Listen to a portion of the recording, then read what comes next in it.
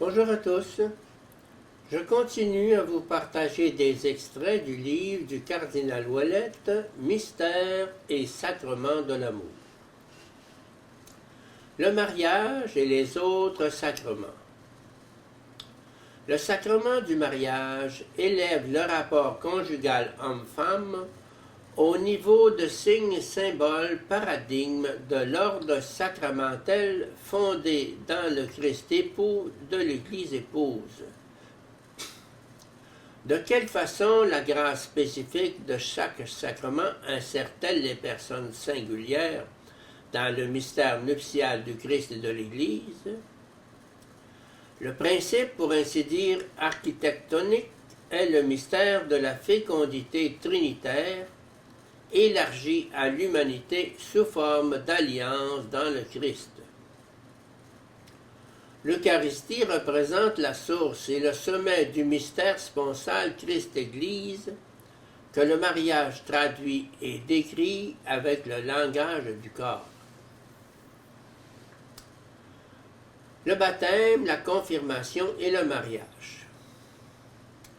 Balthazar souligne l'aspect central de l'Eucharistie, non seulement en raison de la présence substantielle indépassable du corps et du sang du Christ, due à la transsubstantiation, mais avant tout en raison du rapport sponsal Christ-Église, qui émerge de sa donation sacrificielle absolue et irréversible dans l'événement sacramentel.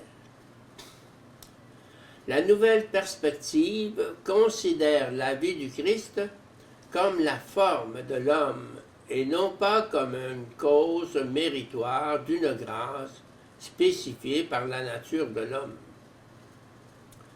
La grâce est avant tout la rencontre avec et l'incorporation à Jésus-Christ, Fils du Père dans l'Esprit Saint.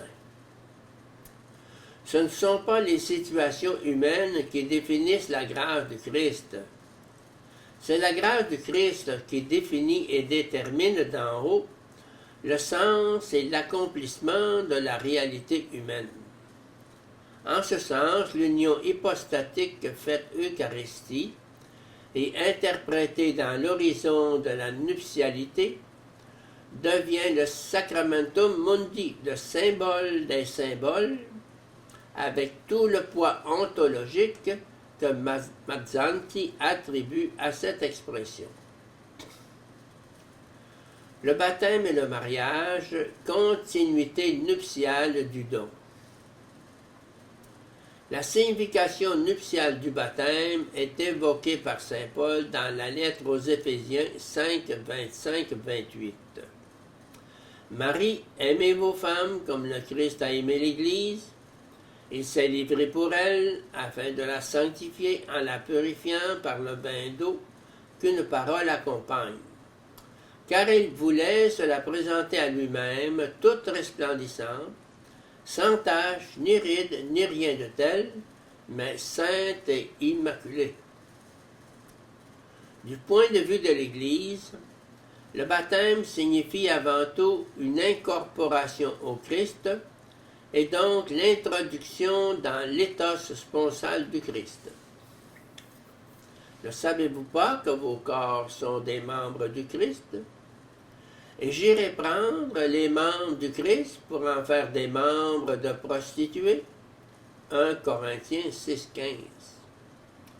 L'apôtre ajoute aussitôt, ou bien ne savez-vous pas que votre corps est un temple du Saint-Esprit qui est en vous, et que vous tenez de Dieu, et que vous ne vous appartenez pas, 1 Corinthiens 6,19. Par le baptême, l'homme et la femme appartiennent au Christ jusque dans leur corps. Ils ne s'appartiennent plus à eux-mêmes. Ils sont au Christ.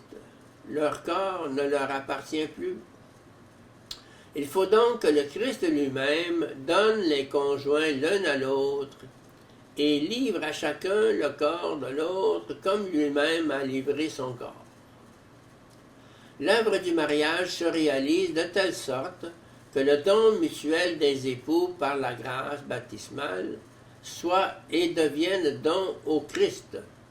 Ainsi, l'union conjugale par la grâce baptismale peut être union au corps du Christ.